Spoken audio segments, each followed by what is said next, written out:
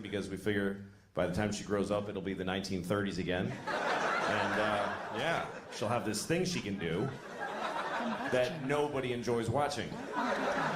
Do you know who the audience is for tap dancing? The parents of tap dancing students. That's all of it. Because we all have to go to the show at the end of the tap dancing semester. And they have a big theater show, and all the kids get up there. They all tap dance in groups of threes. Sweeping strikes. There's about 6,000 kids. They do about 20 minutes each. So the show's about 7 months long. And everybody dies at the end. But you go because you want to see your kid tap dance. Because that's an amazing thing. Because this was a baby. She was just a baby. She was just like, that's it. And now she's going like this. It's amazing. But you gotta watch all those other kids that you don't love at all. You gotta watch people, grown-ups do it. There's grown-up adult students and they get up there. Get off, nobody's here to see you. Nobody. Your parents are dead, you're 52. Nobody came from work, nobody came from work.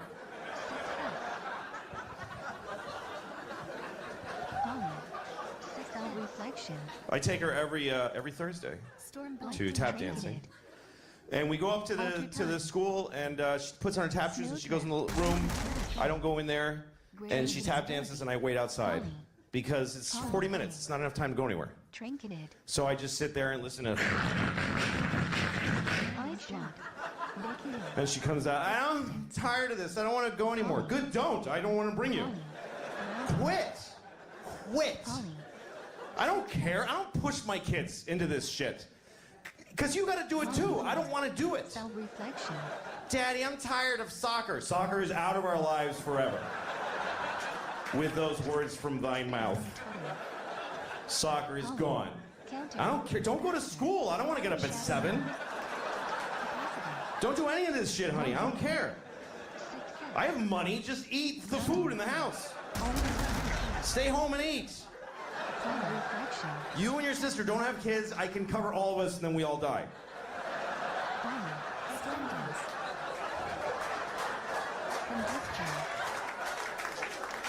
That's my goal. I want to make enough money that we can just lock the door and eat the food. That's it. Daddy, what are we doing today? Go to the food room and pick something out and go to bed. That's all that's required of you. People overthink this life shit. People get all knotted up. I don't know what to do with my life.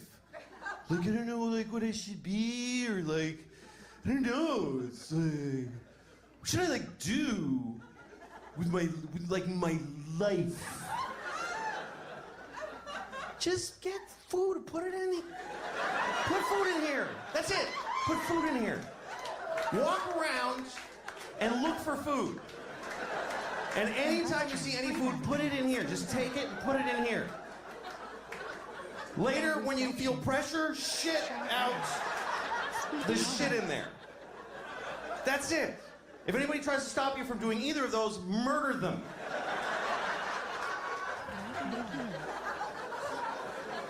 That's it. Doesn't have to be more complicated. Do it till you're died, till you're dead, till you're dead, died, dead. I don't know how long I'm going to live. I have no idea. You don't really ever get to find out. You never get to go, okay, I'm dead, so 80. You don't ever get to have that thought. This is it. You get to go, this is probably it. That's your last thought. This is probably it right here. Yeah, well, we're all going to die at some point. It's true, man. And you find out at some point, it's an interesting thing about human beings that we live with the knowledge that we're going to die. I found out when I was 7 that everybody dies. My grandfather told me. He said, everybody dies! I wasn't even talking to him.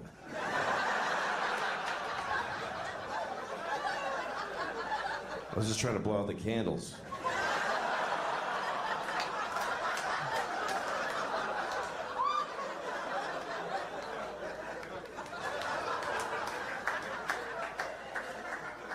Now, I was 7 years old when I found out that everybody dies. And I was excited Not because everybody dies, but because I knew it. I was excited because I knew I was young to know that everybody dies. I knew that most of my friends didn't know, and I thought, I want to tell them. I want to be the one that tells everybody. I especially wanted to tell Benji, this kid across the street from me. There's this kid, Benji. He was my friend. I was 7 and he was 6, but if I ever came out in my front yard, he would come out and I'd be like, oh, here he comes. Just hated him. Hated him. First person I ever hated. Freedom. Like visceral hate. To me, he was a piece of shit, cocksucker, asshole. That's what he was to me. And I didn't even know any of those words. I just had that like as a raw feeling with no way to say it. I was too young for the feeling that I had. And then I heard somebody say, piece of shit, cocksucker, asshole. I was like, Dad, yes, thank you. That's what that, yes. That's how, yes. Anyway, one day I was in my front yard and piece of shit Benji comes across. Freedom. And he says, I got a new bike, or something like that. And I was like, you're gonna die someday.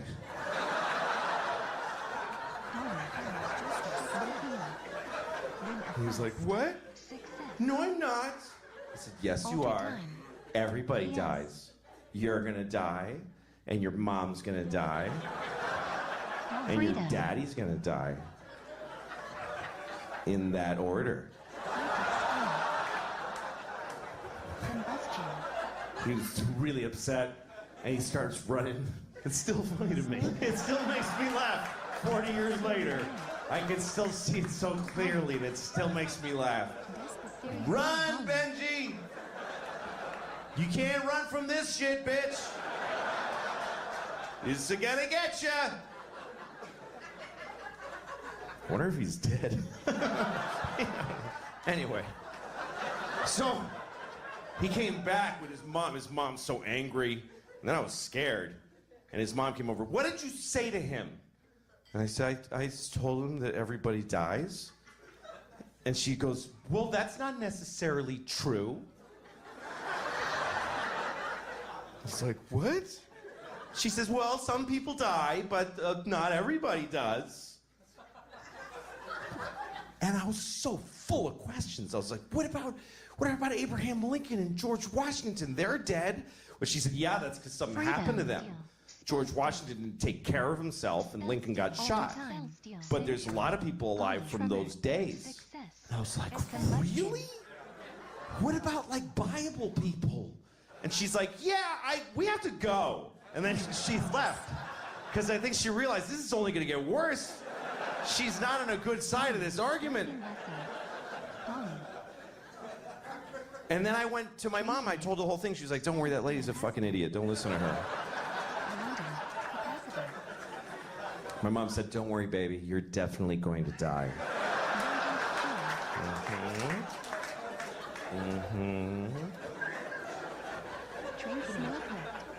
People from the Bible. I wonder if people in the Bible knew they were going to be in the Bible.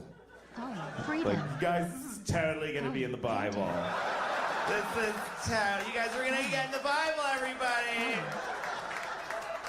I'm going to get my roots done so I look good for the Bible.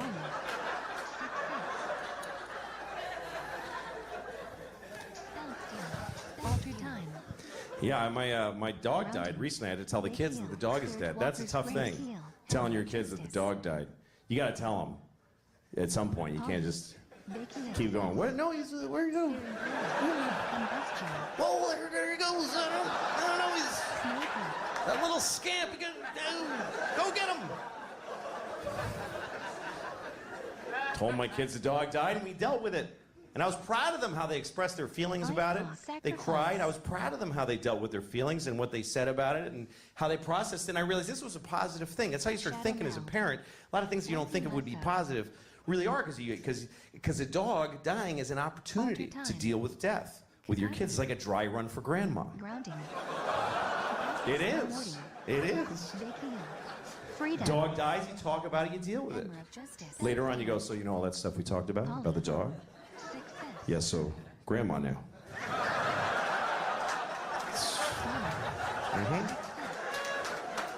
All the same stuff. That's right. All right, go brush your teeth.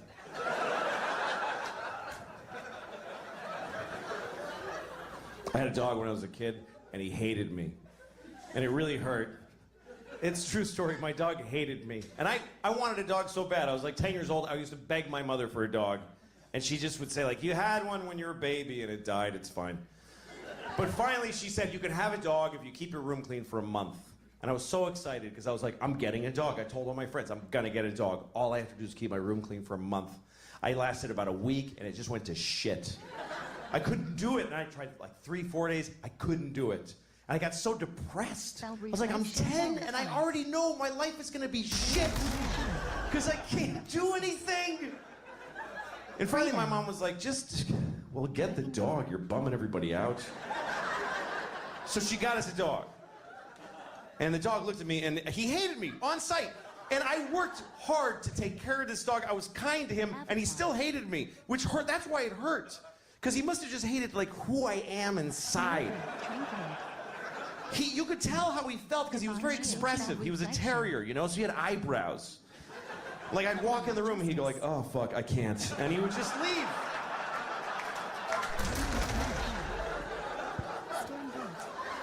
I would take him for a walk and I had to use a leash, and I didn't want to use a leash. I want to be one of those cool guys with a dog that just comes along. You know, those guys always got like a suede jacket with patches in it and like scratchy hair. And he's like, hey, and gets in his old pickup and he's like, come on, dog. He goes like, you know those guys that can whistle, that cool whistle?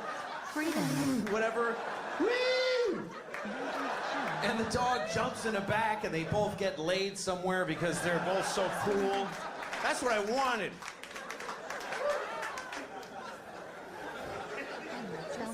But my dog would go for a walk and the leash was like taut like this. It wasn't even like, yeah, we're friends. It was like, Jim, how far from this kid can I get my face?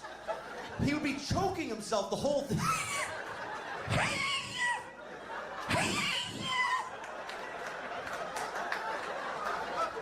And if I ever like slipped and dropped the leash, he was like, I'm not your dog. He would just run. He would run like a slave. He would just take off.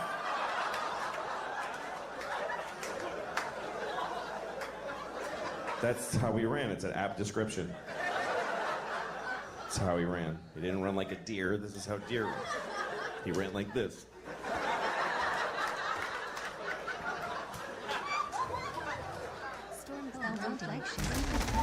He ran away so many times, and then we got a call from the pound. Hi, we have your dog. And you can hear my dog in the background like, don't. Seriously?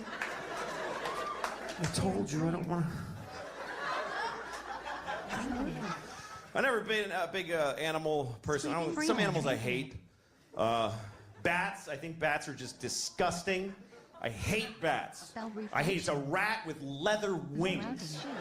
You ever seen one and they like look around? It's like somebody, you know, they have a face. It's disgusting. Hate bats. And I'm sure there's a whole thing of, oh, did you know that bats make all the French toast in the world or whatever? I don't care. Hate them.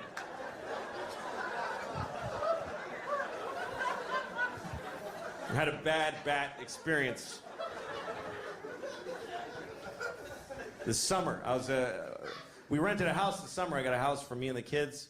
My ex-wife and I, we share custody of the kids. And so the summer, 1 month they go with her, 1 month with me. So I got a nice house in the country.